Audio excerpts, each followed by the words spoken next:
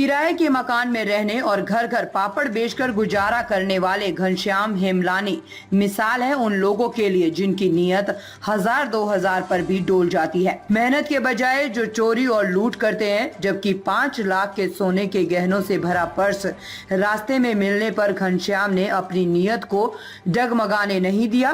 Police को सूचना दी, स्थानीय लोगों को बताया और सोशल मीडिया पर भी पर्स मिलने की जानकारी दी गई। बेईमानी के 5 लाख के बजाय पर्स की मालकिन से 11,000 बतौर पुरस्कार पाकर वह खुश है। सत्तोलाला फूड कोर्ट कोठी मीना बाजार पर आयोजित प्रेस वार्ता में मीडिया के समक्ष पर्स की मालिक मोनी संतोष को पर्स सौंपते हुए बताया कि 2 जुलाई की रात को घनश्याम हेमलानी हनुमान जी के मंदिर गए थे। वहीं केदारनगर तिराहे पर उन्हें एक पर्स मिला जिसमें 1600 रुपए, 2 सोने की चूड़ियां, 1 चैन, 2 अंगूठी, 2 कुंडल थे। साथ में ही कुछ लिखी हुई एक पर्ची भी थी। घनश्याम कहते हैं, मैंने कुछ स्थानीय लोगों को जानकारी दी, केदारनगर पुलिस चौकी में सूचना दी और सोशल मीडिया पर भी जानकारी डाली।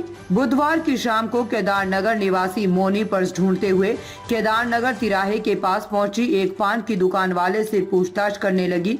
पान वाले ने उसे घनश्याम हेमलानी का नंबर दिया और कहा कि यदि पर्स तुम्हारे हैं तो सुरक्षित मिल जाएगा। मोनी ने घनश्याम हेमलानी को फोन किया और पर्स में मौजूद सभी चीजों की सही जानकारी दी। पर्स में पर्ची भी थी जिसमें लिखा था, बेटी हमेशा खुश रहना। मोनी ने बताया कि वह स्पीकिंग स्कूल में टीचर है, पिता नहीं है। उसकी मां उमा देवी ने अपने आशीर्वाद के रूप में एक बार लिख कर दिया था कि बेटी हमेशा खुश रहना, जिस पर्ची को वो हमेशा अपने पर्स में रखती थी। वृंदावन में खरीदे प्लॉट की रजिस्ट्री के लिए वह अपने जीवन की कमाई को किसी सुनार के यहाँ गिरवी रखने जा रही थी, जो गलती से केदारनगर तिराहे पर गिर गया। शायद पर्ची पर लिखा माँ का आशीर्वाद था, जिसके कारण उन्हें जीवन की पूंजी वापस मिल गई। घनश्याम हेमलानी ने उन्हें उनका पर्स वापस किया तो मोनी ने भी बतौर उपहार स्वरूप 11,000 रुपए का लिफाफा उन्हें दे दिया और ईश्वर से हमेशा उन्हें और उनके परिवार को खुश रखने की कामना की। इस अवसर पर मौजूद सुनील करमचंदानी ने बताया कि 5 माह पूर्व पैर में फ्रैक्चर होने से घनश्याम अभी सहारा लेकर चलते हैं। फिलहाल घनश्याम समाज की मदद से अपना जीवन गुजर कर रहे हैं। यदि समाज में घनश्याम जैसे ईमानदार लोग हो तो किसी को कोई तकलीफ ही ना हो।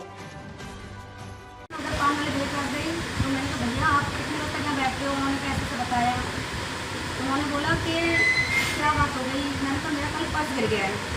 कह रहे कल गिर गया तो आप बता रहे हो। मैंने कहा मैंने देखा ही अब है। हमें तो ये कहा कि डिग्गी में रखा है। हमने तो यही पसंद की थी कि डिग्गी में हमारी गाड़ी हमारी यूज़ नहीं होती कि हम स्कूल जाते हैं तो बस से जाते हैं।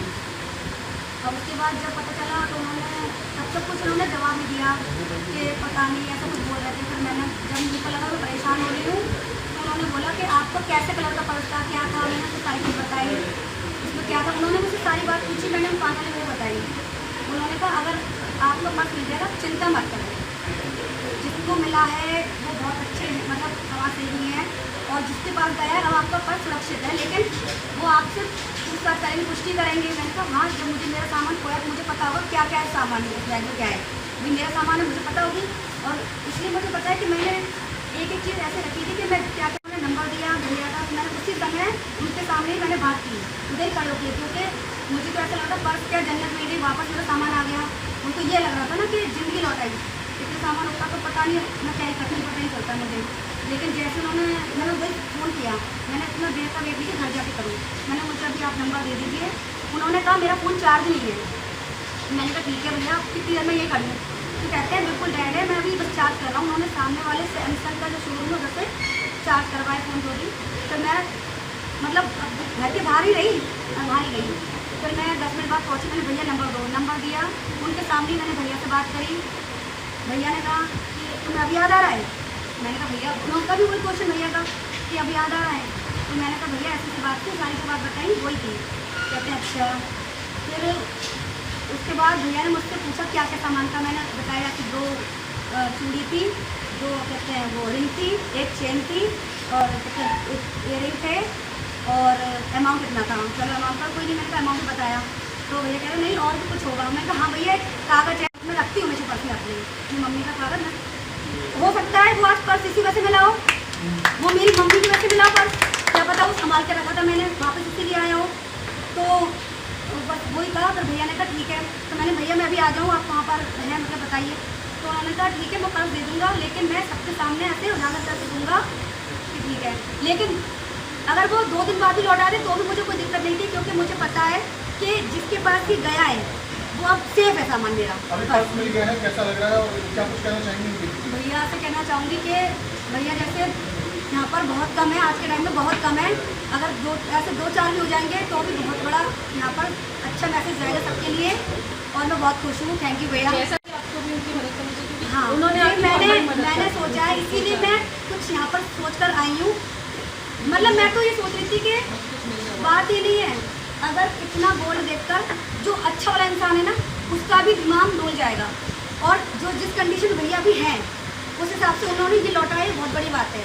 तो उनके लिए मैं सोच कर आई हूँ कि मैं कुछ अपनी तरफ से भैया के लिए कुछ करूँ। तो मैं भैया को कुछ अपनी तरफ से ओके ऐसा थोड़ा सा और कुछ करना चाहती हूँ। उसमें ये कैश है 11,000 रुपये जो भैया को देना चाहती हूँ।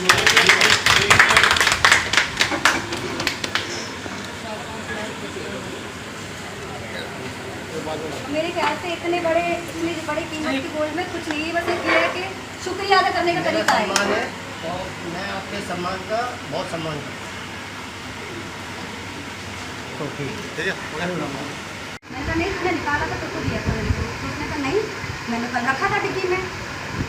जैसे उसने बोला, मेरे तो एकदम हालत ऐसे हो गए, बिल्कुल हाथ तक काँपने लगे कि पूरी इतने सालों से मैं जो जॉब कर रही थी, वो जोड़ के पैसे खर्च करके मैंने ये सामान बनाया अपने लिए, और आज किसी काम ज़रूरत के लिए मैंने उसको यूज़ करना चाहा, वो सामान ही नहीं था।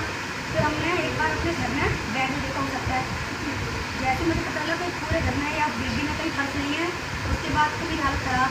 मैं उधर गई, घर के बाद सोच रही किससे पूछूँ, किससे पूछना है, पता नहीं चल रहा था।